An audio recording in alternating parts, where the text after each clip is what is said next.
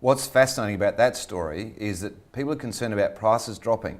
The one great bit of news is if there's not enough houses, not enough supply of property, you can be guaranteed that the prices will hold, because that is what's going to drive it at the end of the day. Now, years ago, I've sat through many booms and busts, and years ago there was a hopeless oversupply. There was properties empty everywhere. That is not the case at the moment, and very significant looking forward and forecasting. We'll cover that more on the show.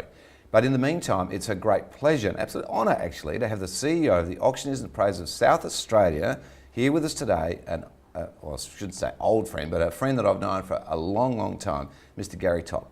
Gary, how are you? Oh, very good. Thank you, Anthony. How often do people get our names mixed up?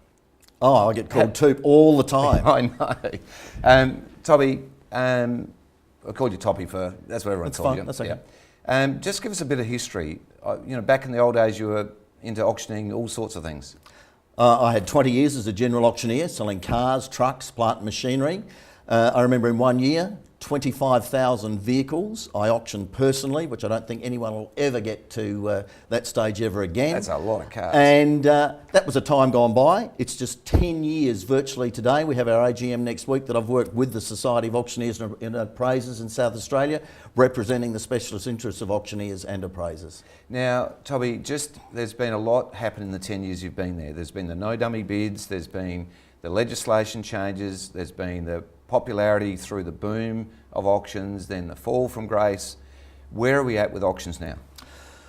Auctions are starting to come back into favour. If you just look at the bookings, I think when the new legislation came in, the public was still happy with the auctions, but as far as I'm concerned, I think the industry thought it was a little bit too hard, a little bit more paperwork, but just from the bookings coming in at the moment, auction seems to be coming back into full favour. I just noticed the figures here, 13.6% of properties go to auction in South Australia. I haven't had the figures from years ago, but I always thought it was around 7 or 8%. So I think more properties are going to auction now than ever before. Do you think the public now can feel really comfortable with the process? Almost certainly. I felt that they could feel confident with it before, but since the legislation was brought in, it's got to be by far the best method of offering anything, including real estate in South Australia. When you imagine if you're not using auction and you're using letter of offer, quite often someone puts in their absolute best letter of offer just to find that they've missed out. Whereas with auction, whoever they're bidding against is out there with them, they can see them, they can react accordingly, and if they don't buy it, it can only be their fault. They can't then be crook on the agent for selling it to someone else when he's in fact only just been doing his best job. Now that's a great point, because historically it would be the executive trustees, any area of dispute like divorce cases, anything at all where there's potential dispute as to the sale, auctions being used. Is that still the case? Oh, most certainly that's still the case for executor companies, big companies. And I always use the example too, if you want a testimonial for auction, how do the key people in the industry, the people like Anthony Toop, when you sold your house, Anthony, you sold it by auction, I was there. Yeah. So to me, that's got to be the great testimonial from the people from within inside the industry. If they're selling their own homes by auction, well, obviously they perceive that's got to be the best and fairest way to offer their property to the market. Gary, because I've got an opinion on this sort of area, but I won't go into that just yet. I just want you to explain to me your thoughts about this ridiculous number of tender, informal tender, last bid or open to offers, and there's about 100 different names for informal tenders, registration of interest and all that. What do you think about the growth of all those names, and where do you sit on that? Why aren't they auctioning it?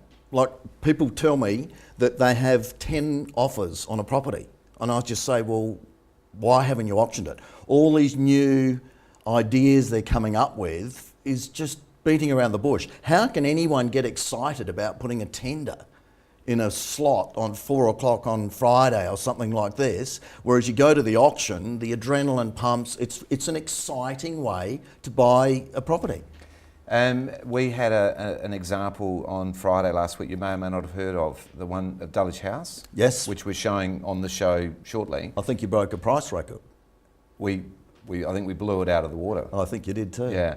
Now that was 17 or 18% over the reserve or the expectations, and it was a genuine situation. So there was wasn't underpriced or anything. It was absolutely as it was.